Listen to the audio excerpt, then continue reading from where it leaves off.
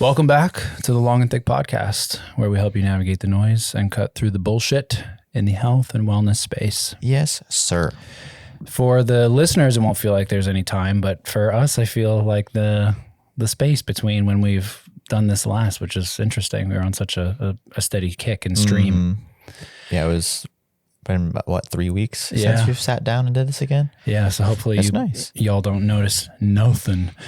We are actually going to get into something rather special. We are kicking off a 3-part series right now about injuries, what they are, how they happen, some information around that. The second part will be you are now injured. Now what do you do? And the third will be you have gone from being injured to trying to normalize your stuff with performance. So we hope that you get some good stuff out of this. Today we are focusing on injuries, and to be clear, we're talking about musculoskeletal injuries. You want to rattle off some of those for our listeners? Sure. Injuries are they're always going to be a likelihood. Mm-hmm. In day-to-day life, you can't see them coming sometimes, whether or not you're an athlete, whether or not you're an avid gym goer. It's generally not an if, it's a when. True. And that's not to scare people. That's not to say that it's a matter of irresponsibility. Mm-hmm. But when you're pushing your own performance, when you're fighting fatigue mechanisms to change your lifting efficacy, your focus, all of those things, something invariably will happen. Or if you're in competitive sport, there's certain things that you can't even account for, like another athlete or just a equipment failure, anything like that. Injuries are going to happen. Yeah. So what we generally see in our lines of work and the people that we deal with is going to be tendinitis, which is connective tissue via overuse. Mm-hmm. That can be specialized down to a particular craft or labor that you do. Gardening, plumbing, carpentry, just any, like if you're a writer, for instance, or if you're just a really heavy lifter, that can happen because you're not giving yourself enough rest. You have sprains, which are generally rolling a joint, the connective tissue that is wrapping around two, like, coming together bones. So just think rolling an ankle, wrist, elbow, knee, that kind of thing. You have your strains. Which can be sort of compared to tears. I think people think of like the feeling of like, oh, this thing is like, it's shitted out. I mean, you go to like reach and it's like, nope. Yep. It covers a lot of territory. Yes. It can be something that's just purely muscular, but what we see in both of Ronnie and I's respective walks of life and professional life is going to be something closer to the connective tissue, whether it be a junction between tendon and muscle or just outright tendon, a weakness of connective tissue. So you have that. You can deal with bursitis, which isn't necessarily an acute injury. It's just a manifestation also of overuse, generally in more socketed areas of the body, hips, shoulders, but also can happen in knees and elbows as well.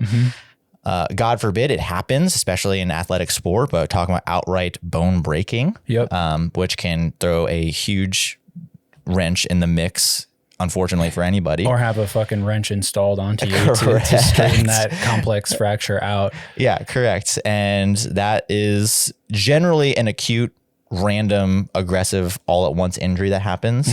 Occasionally you can have stress fractures from overuse, but that basically covers the gamut of what we deal with.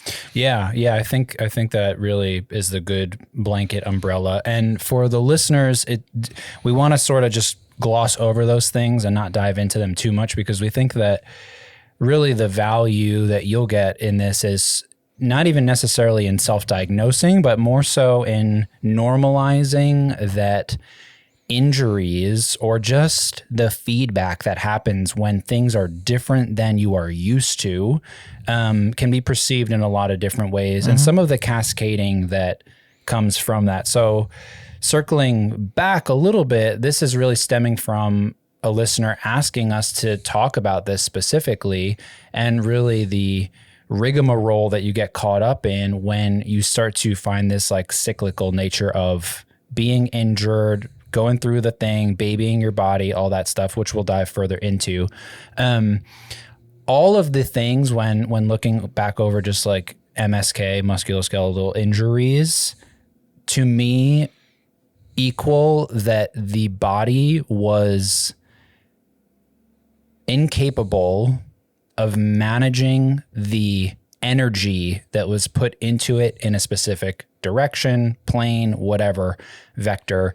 And therefore the tissue, whether it was connective, which is like your fascia, all the webbing and stuff that runs alongside through your muscles, wraps everything up, into those tendons, into those ligaments, all of those things, or the bone itself, which technically is another connective tissue. It couldn't deal with the shit that it got hit with. You think about a bat hitting a tibia, like it's probably going to give way, right? Sure. Like it's a horrible way to lose a leg bone for sure. True. That's, I don't know what called to me do you about owe that. any bookies? Yeah. Guys, if you're listening, give me like 2 more weeks. The juice is running, dude. I got to go.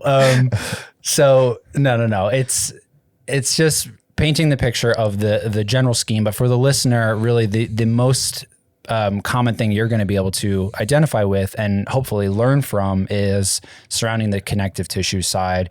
We'll talk a little bit about how we can build up some of the specific capacities of those tissues to help you decrease the likelihood of something going wrong, or at least try to hedge your bets in a way that protects you a little bit more than you might be doing currently. Sure.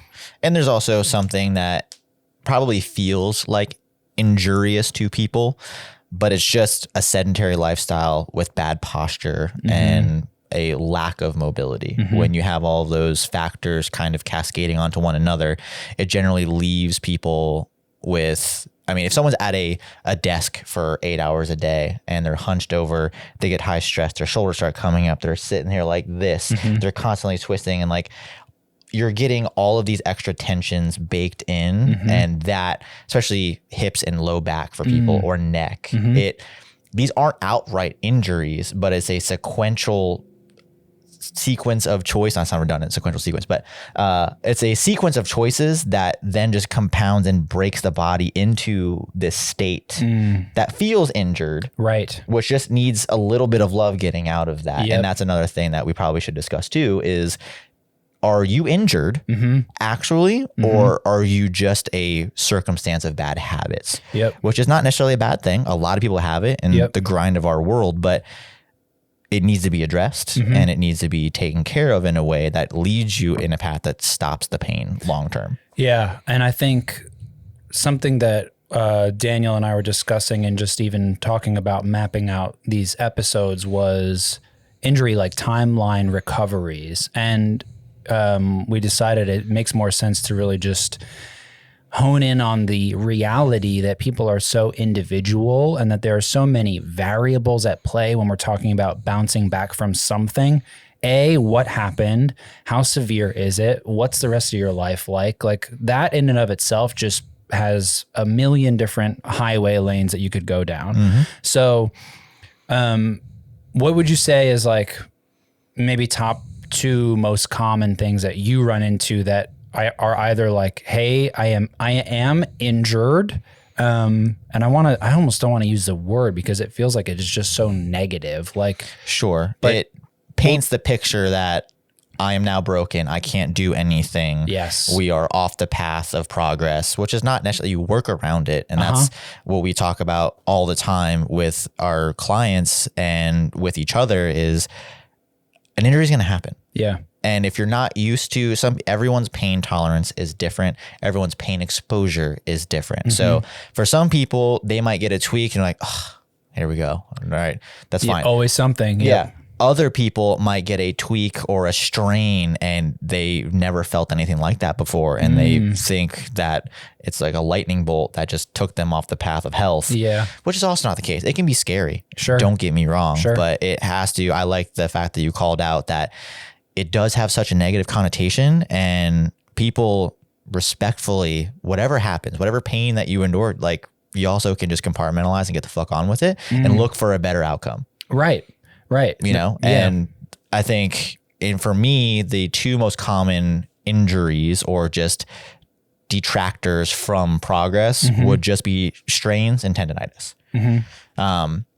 Can't really be helped. And it's not, I am not sending people through the meat grinder.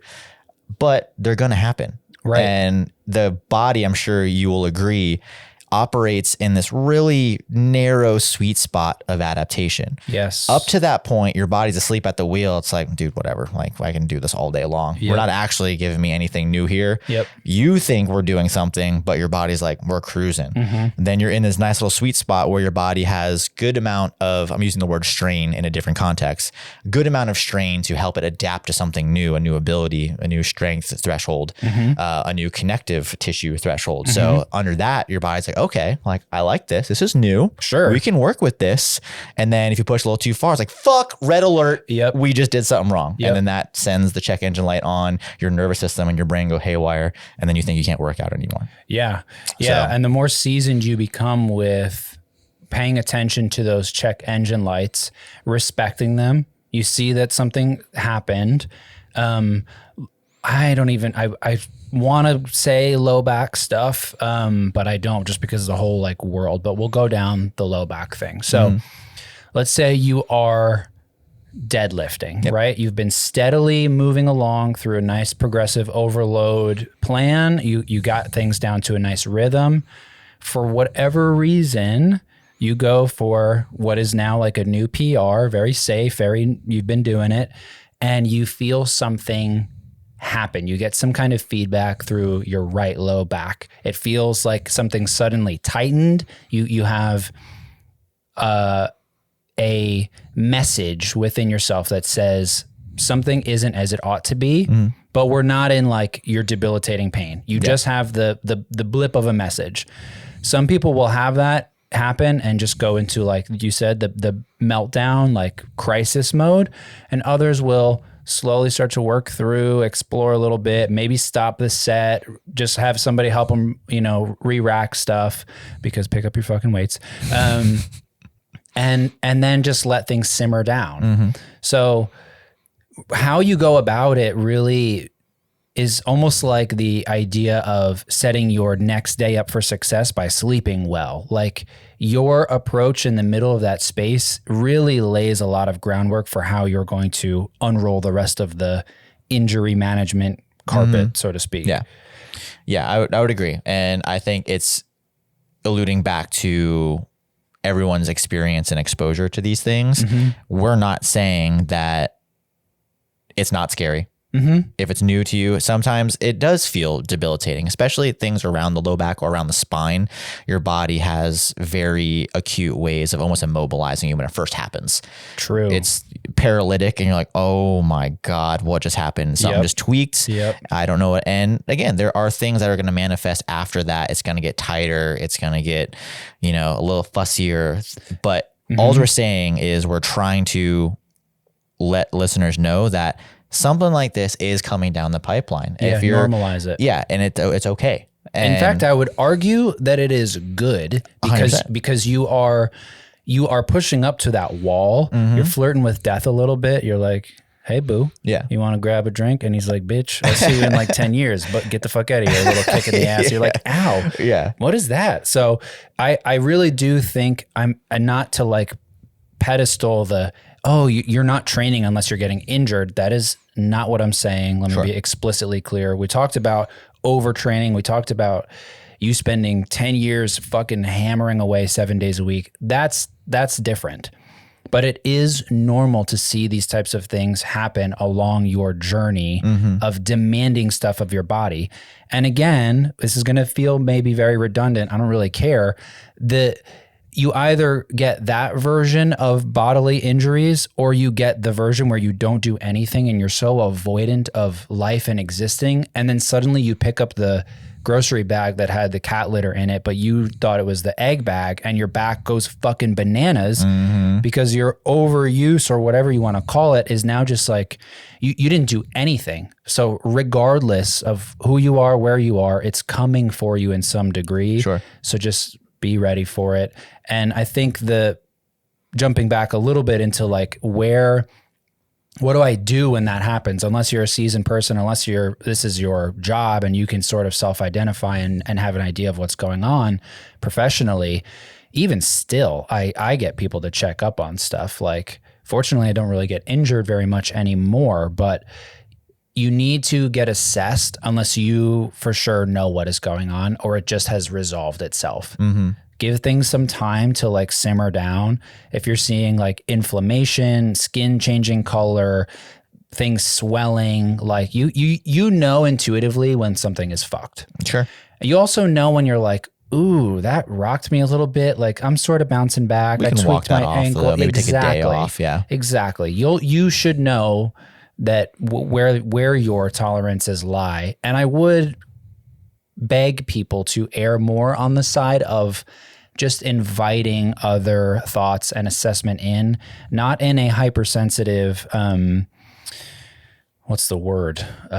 Paranoid way almost, but in a preventative, you care about yourself. You're do the right thing for yourself and get assessed. Now, you asked me kind of what I see in my day to day. I would argue, I think it's probably easily establishable that you yourself deal a lot more with either injury prevention in the middle of injury with your clients. What does that look like for you? Is it just a varied amount of cases on a day-to-day basis? Is there a commonality in some of the things that you deal with? Sure. And then the last piece of that is where in your history, we've talked about it a little bit in a previous episode, but where do you lie on the scope of injury experience? Yeah, that's a good question. What do you take with you from your own lumps into your sessions with clients?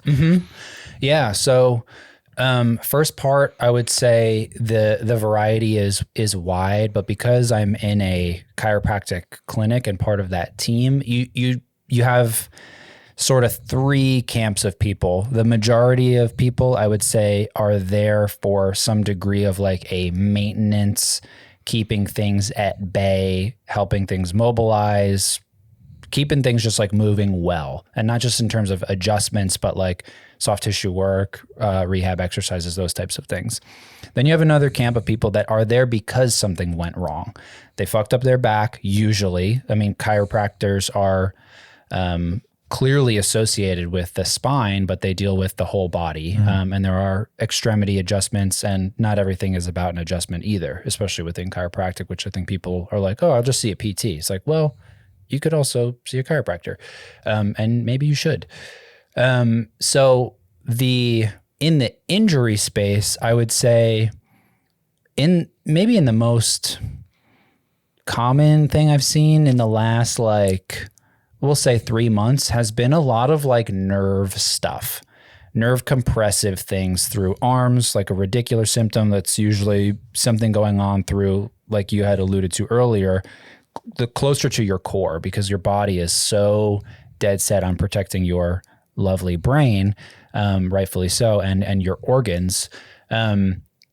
So I've been working a lot with folks who are experiencing some degree of radiculopathy, nerve tingles down leg, arm, something. And that's interesting. Nerve, we didn't really talk about this in terms of injury, but the nerve timeline is always a funky one. They're very slow and very temperamental, and they don't like to be stretched, but people like to stretch them when they're feeling like, oh, there's this like string in my arm and it's so fucking annoying. Yeah, I think that, not to cut you off, sorry, it's more, that files away more in the postural distortion lifestyle things. Yep. Exception being something like if they have a disc issue, Sure. and that starts to encroach on sciatic nerve, and they get that kind of lightning bolt in their back and down their down the ass and down their leg. But generally speaking, minus a disc issue, which is also not going to come on all at once, it's a drift in terms of whether it be hip or shoulder or something in the mid back that starts to eventually, it's like glacial or tectonic in a way. Eventually, with your choices and your patterns, it's going to get to a point where like, oh, point of no return. We are compressed. This shit sucks, and your nerve's going to take the hit. So that's a tough one to file away as an injury. However, to anyone suffering that's credit, it does suck. Yeah. It does feel like, hey, this is pretty damn terrible. But like you said, both the oncoming nature of it, but also having it recede is a slow temperamental one. That's an annoying one. It is. It really is. And I think it really bleeds into getting into like what starts to happen when you're injured, like neurologically. That's the one piece we spoke a little bit about, like the the energy that is trying to be dissipated through your body system and how that has failed in some way, shape, or form. And there's your injury. But we didn't really talk about the neurological implications and the things that when they don't get addressed, like a nerve compression thing or, you name it, a bicep tendonitis, anything like that, that it starts to create a really horrible cycle of... Before you do that, though, I'm going to cut you off. I am going to cut you off this time. We still need your personal history. Oh, see? Thank you. Yeah. Thank you. Steer the ship. We're back. Biggest injuries that... First one I would say that set me on this course, I'll just loop back into, was doing some overhead squats when I was back in my CrossFit days. And I had what felt like a low back, just like full blowout. For sure, some kind of disky thing, all of the leg zaps and tingles.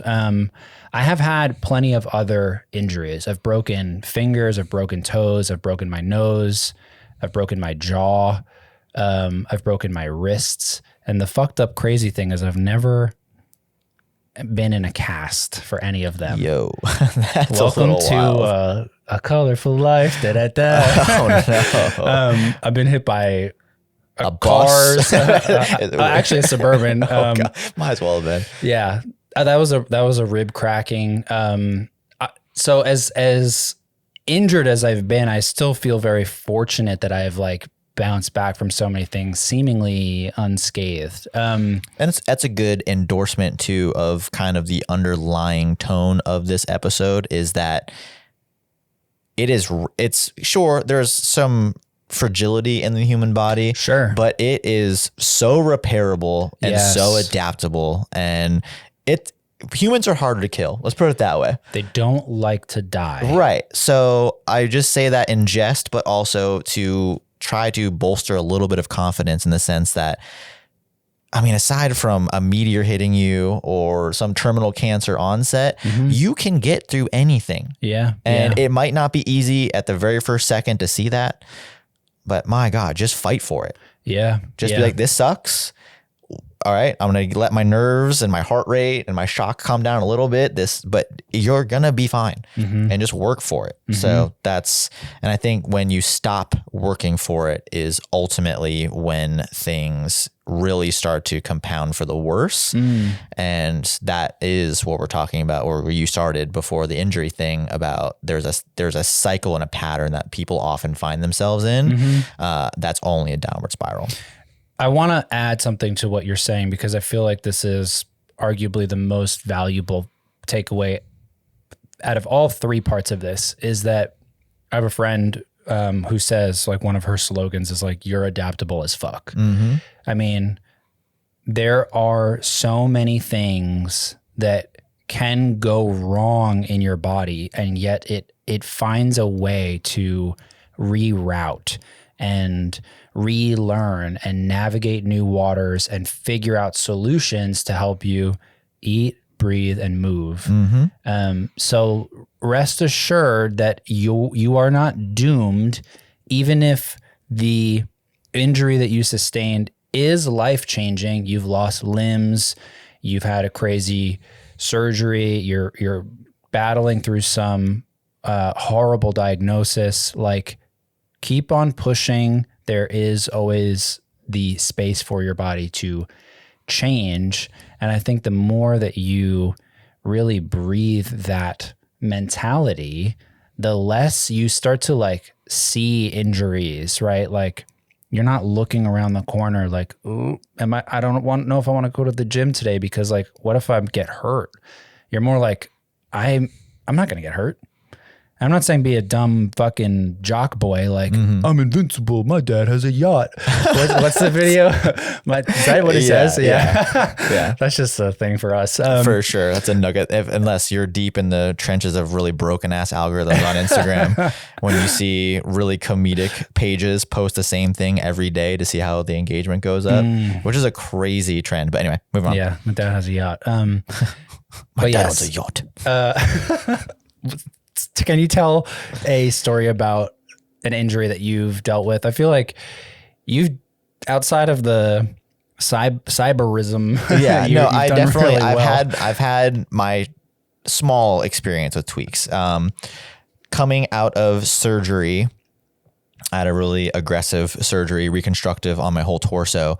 That was the ultimate reset button for me. I mean, that took me down to 0. And my first PT sessions were literally 1 pound weights just to see where I could move. Not even that. My first technical PT was breathing and walking. Yeah. Like reorienting my core and my ribs just to walk. And even doing that for any sustained period of time was miserable. So that was the first thing. Just get on your feet. I don't want to do that. But then actual more performance-based rehab was 1 pound weights, just lifting that up to the sides, just floating in a pool. 1 pound fish. Yeah. It was terrible. But yeah, to the point we're trying to make is you just keep fighting for it every little bit.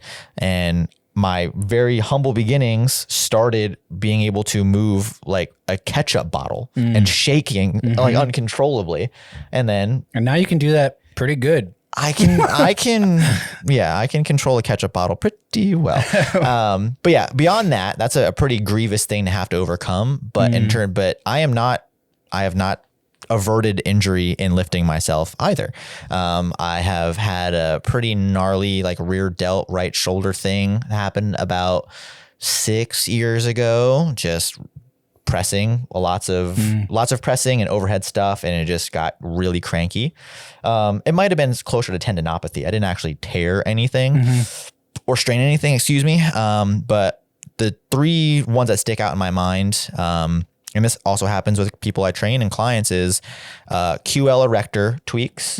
I've thankfully never had a deadlift issue, but on like heavy squat, heavy hack squat, at a certain point when you're fatigued and you're trying to get through it, eventually your body will try to compensate. It'll roll your hips forward. It'll put a ton of pressure on your lumbar, and then something just gives. So I've had that happen twice, and I had a pretty gnarly adductor strain on like the last rep of the last set of walking lunges. I was lifting with my buddy Terrell, and I was done. I was wrapped up. Left foot came down, my whole body came down, and it just felt like a spring unwinding inside of my leg. And I was just like, son of a bitch. And I knew exactly. Yeah. And I was like, all right, well, and that's going to be about 2 weeks worth of recovery. And again, in the moment, you're just like, son, this fucking, I know this is going to set me back, but in the grand scheme of things, when you strain or injure something, it's surmountable. You can get through it. It takes a little bit of intention, and a lot goes a long way, just kind of exposing yourself to the same movements and the same pain tolerances over time.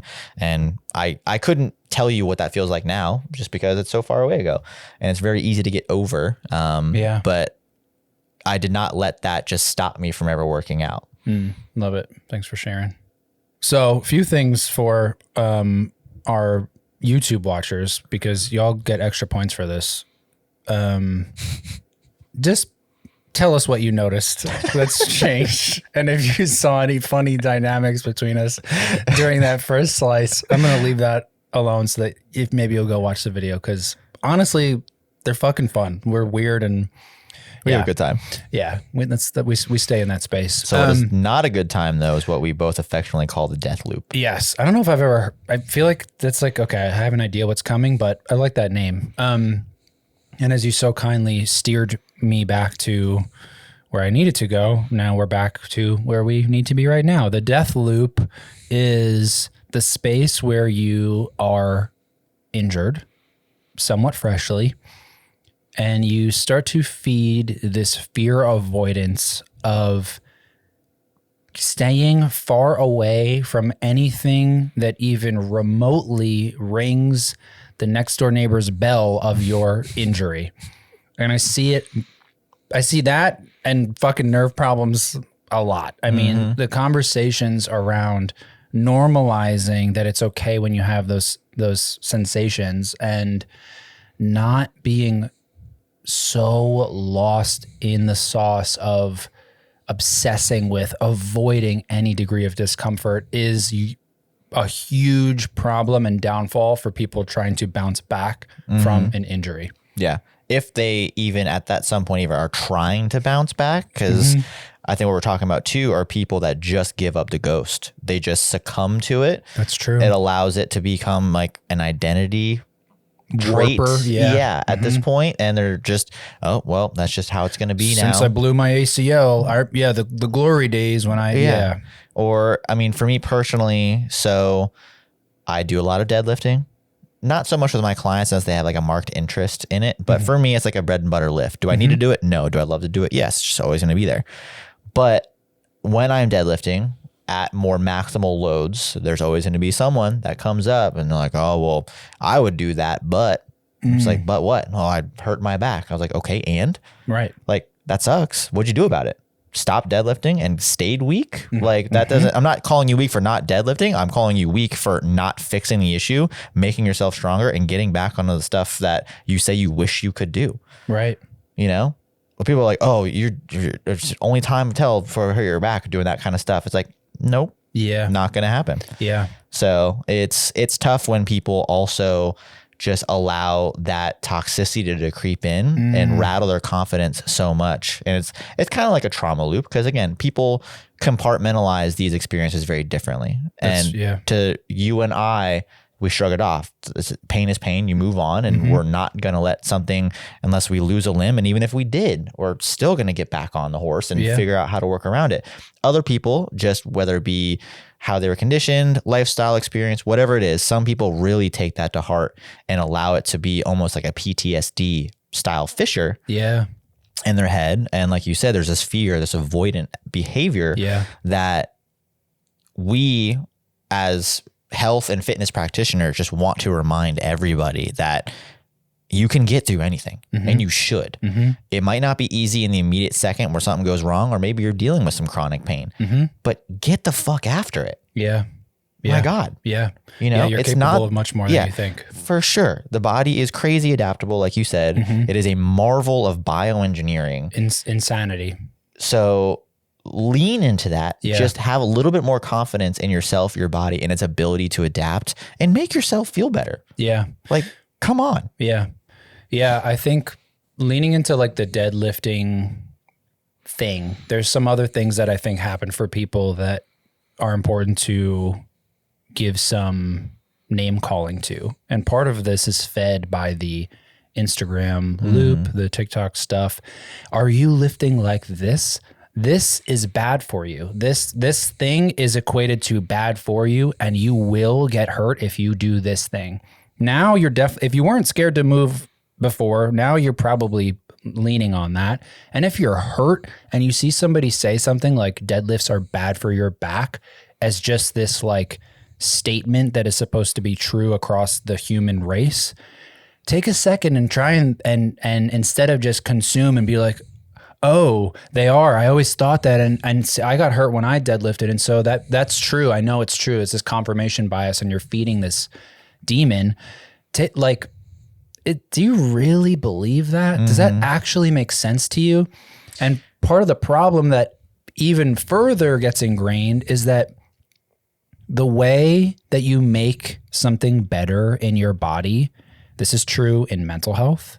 This is true pretty much across the board in everything. It's true fucking fixing a leak in your roof. What do? You avoid it? No, you go to the roof, you change the fucking tile, you see what's going on, and you deal with it. And you cut shit apart and you fix the problem. If you hurt your back doing something like a deadlift, you need to do more stuff for your back immediately. You have to have a conversation with your body through managing external and internal energy. It's like a message. And you need to give your body the message that it needs to do this thing that you want it to do. And in this case, if it's deadlift better, guess what you're going to have to do to make that better? It doesn't mean you go back to the same exact spot. You might wait a few days. I'm not saying like, oh, you just got hurt deadlifting, do it again, like right now. Yeah, that's not what you're saying. Exactly. But someone's going to be like, whoa, wait, you told me do it again. I did. And now I'm in the hospital. But there needs to be constant re-exposure to the things that you need your body to do. It needs to be measured. It needs to be in a controlled fashion. However, if your body sucked at something, you need to get right back to that and force it conservatively to be better. Yes. It's like, listen, all right, we maybe asked a little too much of you. Yep. But in percentage fashion, we're going to get up to where we were, and we are going to surpass it. Yeah. Your body has that. Everyone listening has that ability. And again, we're never going to take it away from anybody that, yes, injuries suck. It can be scary. It can be this huge unknown. But we are here to tell you that anything is surmountable. Yeah.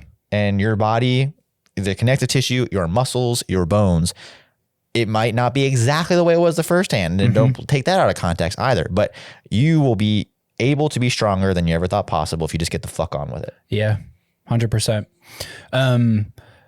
We can talk about, should we dive into scarring next? Neuro implications and a little bit more of how that can feed some of the demon of avoidance. Yeah, neuro. Get in there. All right. So part of what happens with people especially in chronic pain is if you can imagine you have a bunch of tubes, okay? You have like 3 tubes, and the more that you stay in pain, the smaller that these tubes that withhold discomfort get. They shrink, they shrivel, right? So our tolerance to be able to deal with oncoming negative inputs, we'll say, is highly dysregulated. Your perception of it is sort of fucked up. Sure. What was initially like a small little thing is now like a dragon in the rearview mirror chasing your ass down. And so neurologically, you might start to see some things get quiet, meaning like you feel like you are disconnected from a part of yourself that was hurt. And the longer that you stay away from having that conversation with that hurt tissue, which is probably no longer hurt, by the way, if you have a disc herniation that's like 4 years old, go get it scanned again and see like how much is left. If it's 7 years old, see how much of that is. It doesn't just stay. You don't just stay herniated. Locked in a injured snapshot. Unless your story to yourself is, well, when I did this thing to my back, like we said, every time that my shoulder, fuck your story, to be honest, like for your own good. I'm not trying to discredit people that are going through something. There comes a point where you're victimizing yourself and you have more to offer to yourself than that. And this is where it can be extremely valuable to work with somebody like myself or Daniel, who can help you navigate through those moments, literally like as they're unfolding in front of your eyes. The amount of times I've tried to get somebody who is in back pain to slowly flex their back and just slowly roll into a little bit of hip extension and trust their leg, and everything starts shaking. And I'm like, okay, we're good. That was amazing. Like, did that hurt? Does your back feel good? They're like, what? Yeah, I didn't feel anything in my back. What the fuck? Okay, that's good. Then like little baby steps. So there's a huge neurological component that sort of is part of this death loop that you just need to be mindful of. We don't want to give it more power than it deserves, but know that that's real. You can have pain that you're experiencing that is not real, in that your body is perceiving a threat to an area that was once upon a time hurt and isn't any longer, but your belief and continued avoidance of that area hasn't painted a new clear connection to know that your quad is not blown up anymore. Sure. Yeah, no, there's definitely a protective guarding instinct. If you've done nothing to, like you say, prove to your psyche that things have actually improved. And if you haven't done the work, you can't prove yourself that either. Yeah. And that's just where is the baseline of this entire conversation is. You just have to re-expose yourself to the thing that got you off the path. Yep. Not just sit there on a bench on the side watching everyone else walk their path. Yep. But you just got to get back on the horse, whatever metaphor you want to use. Yeah. But if you hurt yourself doing something, you need to get back to the something. Yes. Straight away. Yes. And a spoiler alert for anyone dealing with any sort of pain, it's generally comes from a point of weakness, and you have to put yourself in a position to get stronger to help stabilize, whether it be joints or muscles or connective tissue. Most people in pain are weak, and that's not calling you weak. It's just a lot of people sideline themselves or just act confused or don't lean on anything or engage with people that could show them insight to how to alleviate this pain. And a lot of it just comes from either underuse or just being weak. So just be strong. Be strong for yourself. Be strong for your family. Be strong for wanting to take a piece out of life and enjoy it more than just having this looming chronic pain dictate everything for you. It's salvageable. I guarantee you. Yeah. Yeah. No, that's good stuff. And I think for anybody listening who is feeling aggravated or offended, take a second. We get it. We hear you. This is not an assault or an attack on anybody. This is more just normalizing it's an aggressive reframing. But that's us. But it also, some people just need that. It's true.